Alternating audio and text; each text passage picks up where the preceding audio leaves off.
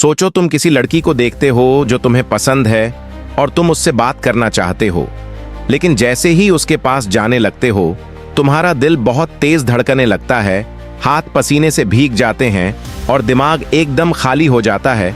ये परेशानी लगभग हर लड़के के साथ होती है।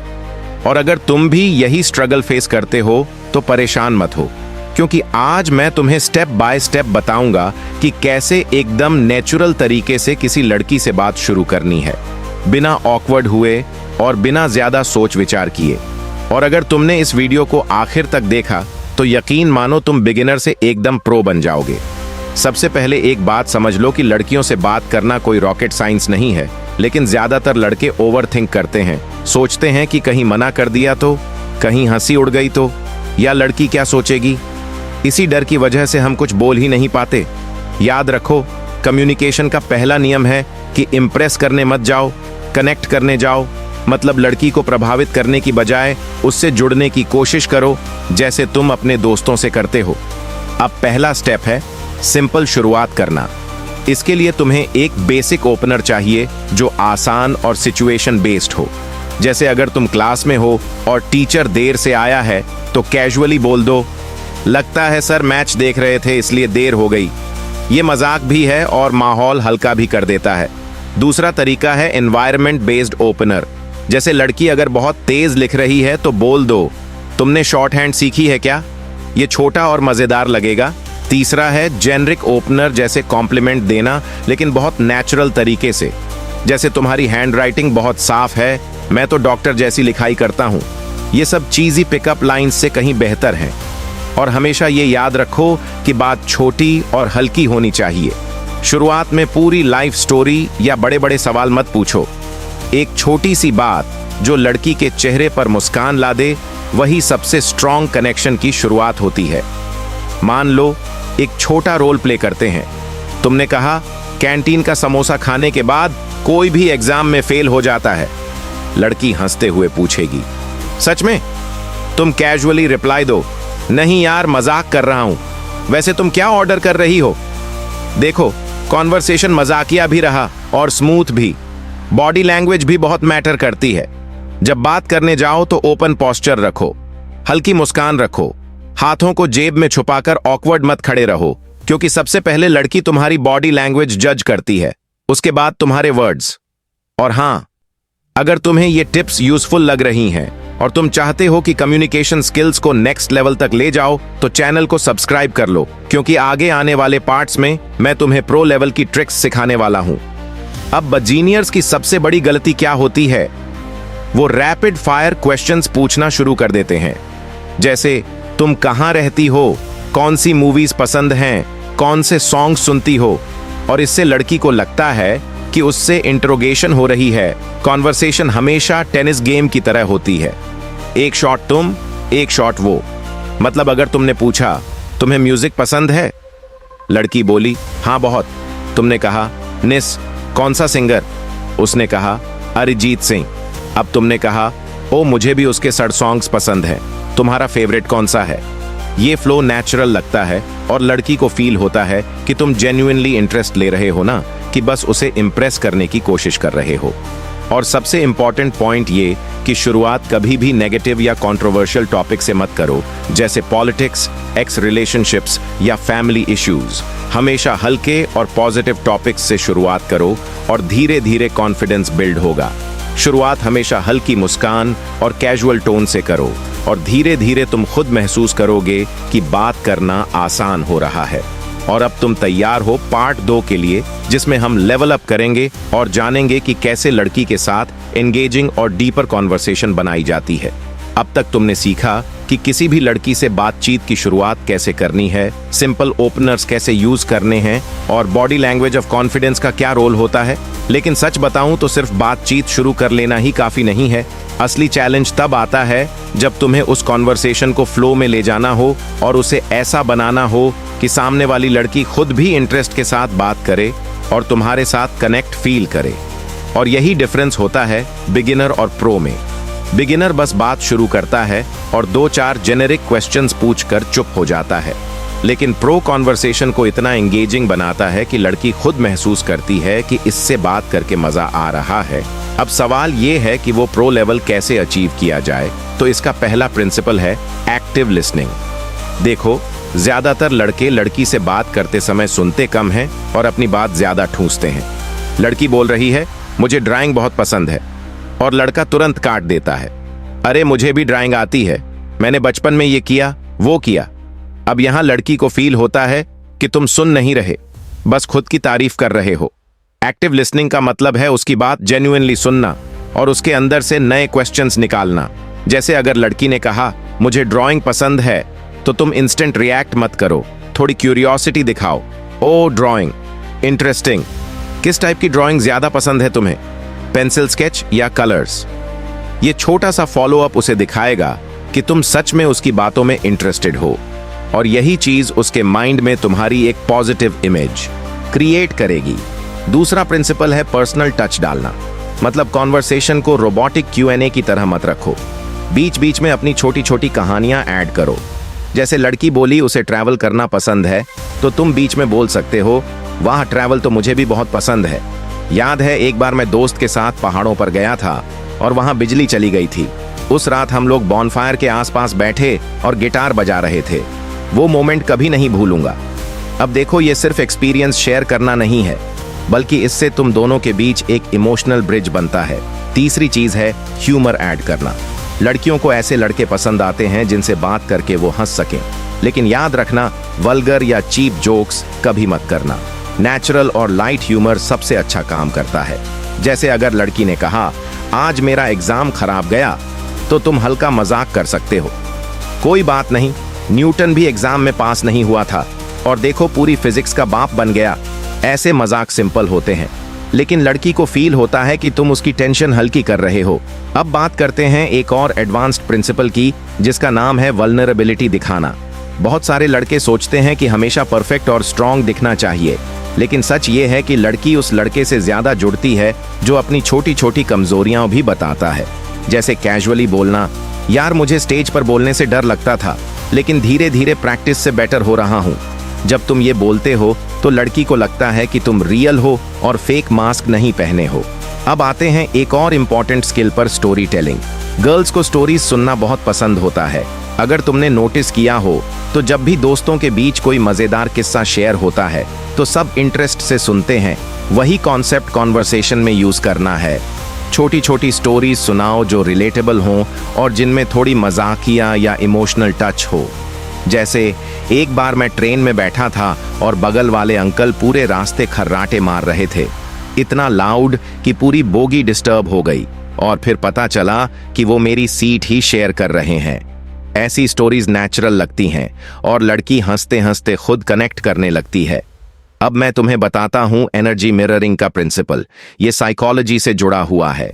सामने वाली लड़की अगर बहुत काल्म और सॉफ्ट बोल रही है और तुम हाई एनर्जी में फास्ट बोल रहे हो तो क्लैश होगा। वही अगर लड़की एक्साइटेड और एनर्जेटिक है और तुम डल टोन में हो तो वो इंटरेस्ट लूज कर देगी। इसलिए हमेशा सामने वाले की एनर्जी को थोड़ा मिरर करो, मतलब same tone same pace adopt करो। इससे सबकॉन्शियसली वो फील करेगी कि तुम दोनों एक ही वाइब पर हो, और ये बहुत पावरफुल होता है। अब बात करते हैं कॉन्वर्सेशन डेप्थ की। शुरू में तो बात एनवायरनमेंट, हॉबीज और मूवीज जैसी चीजों पर होती है, लेकिन धीरे धीरे तुम्हें टॉपिक्स को थोड़ा डेप्थ में ले जाना है, ताकि लड़की तुम्हें सिर्फ कैजुअल फ्रेंड न समझे बल्कि जेन्युइनली इंटरेस्ट ले। जैसे फ्यूचर गोल्स, ड्रीम्स, पैशंस या लाइफ वैल्यूज। ये टॉपिक्स नेचुरली तब लाओ जब थोड़ी कंफर्ट बिल्ड हो चुकी हो। एग्जाम्पल के लिए अगर लड़की बोली मुझे एनिमल्स बहुत पसंद हैं, तो तुम पूछ सकते हो तुम्हारा सपना है कि फ्यूचर में एनिमल्स के लिए कुछ कर सको। अब ये सवाल उसे सोचने पर मजबूर करेगा और तुम्हारी बात ऑटोमेटिकली डीपर हो जाएगी। लेकिन याद रखना, ज्यादा पर्सनल क्वेश्चंस जल्दी मत पूछना, जैसे फैमिली प्रॉब्लम्स या एक्स रिलेशनशिप्स। ये चीजें गलत इंप्रेशन देती हैं। अब एक और मिस्टेक जो लड़के करते हैं वो है साइलेंस से डरना। कॉन्वर्सेशन में कभी कभी गैप आना नॉर्मल है, लेकिन लड़के पैनिक हो जाते हैं और कुछ भी बोलने लगते हैं, जबकि स्मार्ट लड़का साइलेंस को भी कंफर्टेबल बना देता है। थोड़ी देर पॉज लो, मुस्कुराकर कैजुअली टॉपिक शिफ्ट कर दो। इससे लड़की को लगेगा कि तुम कॉन्फिडेंट हो और हर साइलेंस को भरने की जल्दी में नहीं रहते। और अब आती है वो चीज जो कॉन्वर्सेशन को अगले लेवल पर ले जाती है, और वो है इमोशनल कनेक्शन। लड़की को सिर्फ हंसाना ही काफी नहीं है, उसे ये फील होना चाहिए कि तुम उसकी फीलिंग्स समझ सकते हो। जैसे अगर उसने बोला कि वो किसी एग्जाम में फेल हो गई थी और बहुत सैड थी, तो तुम सिर्फ मजाक मत करो, बल्कि एम्पैथी दिखाओ। ओ, ये सच में टफ होगा। मुझे याद है जब मैं फेल हुआ था तो बहुत बुरा फील हुआ था, लेकिन बाद में समझ आया कि ये बस एक स्टेप है, पूरी जर्नी नहीं। ये बातें उसे लगेगा कि तुम सिर्फ एंटरटेनर नहीं हो, बल्कि जेन्युइनली केयरिंग इंसान भी हो। और यही पॉइंट से तुम उसकी नज़र में स्पेशल बन जाते हो। और ये सब स्किल्स प्रैक्टिस से आते हैं। शुरू में तुम्हें लगेगा कि सब याद रखना मुश्किल है, लेकिन धीरे धीरे ये तुम्हारी नेचुरल हैबिट बन जाएगी।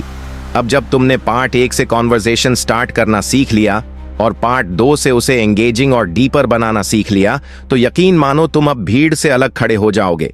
क्योंकि ज्यादातर लोग बेसिक लेवल पर अटक जाते हैं, लेकिन तुमने एक स्टेप आगे बढ़ा दिया। और अब तैयार हो पार्ट 3 के लिए, जहां हम बात करेंगे कि कैसे इन कॉन्वर्सेशंस को यूज करके लॉन्ग टर्म ट्रस्ट, अट्रैक्शन और स्ट्रॉन्ग बॉन्ड बनाया जाए, ताकि लड़की तुम्हें सिर्फ एक टाइम पास दोस्त न माने, बल्कि जेन्युइनली इंपॉर्टेंट इंसान समझे। अब तक तुमने सीख लिया कि किसी लड़की से बातचीत कैसे शुरू करनी है और कॉन्वर्सेशन को एंगेजिंग और डीपर कैसे बनाना है। लेकिन असली मैजिक तब होता है जब तुम इस कनेक्शन को लॉन्ग टर्म और मीनिंगफुल बना पाओ। क्योंकि सिर्फ शॉर्ट टर्म हंसी मजाक या कैजुअल टॉक से लड़की तुम्हारे साथ परमानेंटली कनेक्ट नहीं होती। और यही वो स्टेज है जहां बिगिनर लड़के फेल हो जाते हैं, क्योंकि वो सिर्फ एंटरटेनिंग होने में फोकस कर लेते हैं। लेकिन प्रो लेवल प्लेयर हमेशा स्ट्रैटेजी के साथ चलता है। पहला स्टेप है कंसिस्टेंसी मेंटेन करना। मतलब अगर तुमने पहली बातचीत में इंप्रेस किया, तो अगली बातचीत में भी वही लेवल, अटेंशन और एनर्जी दिखानी होगी। गर्ल्स सबकॉन्शियसली कंसिस्टेंसी को नोटिस करती हैं। अगर तुम पहली बार अटेंटिव हो और दूसरी बार डिस्ट्रैक्टेड या केयरलेस हो, तो ट्रस्ट टूटने लगता है। इसलिए हर इंटरेक्शन में अटेंशन और जेन्युइननेस बनाए रखना बहुत जरूरी है। दूसरा प्रिंसिपल है इमोशनल रेजोनेंस। अब तक हमने सीखा कि एम्पैथी और लाइट ह्यूमर इंपॉर्टेंट है।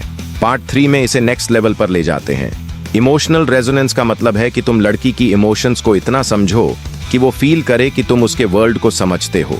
जैसे अगर वो एक्साइटेड है तो उसका एक्साइटमेंट शेयर करो, अगर स्ट्रेस्ड है तो उसके स्ट्रेस को लाइटली एड्रेस करो बिना ओवर रिएक्ट किए।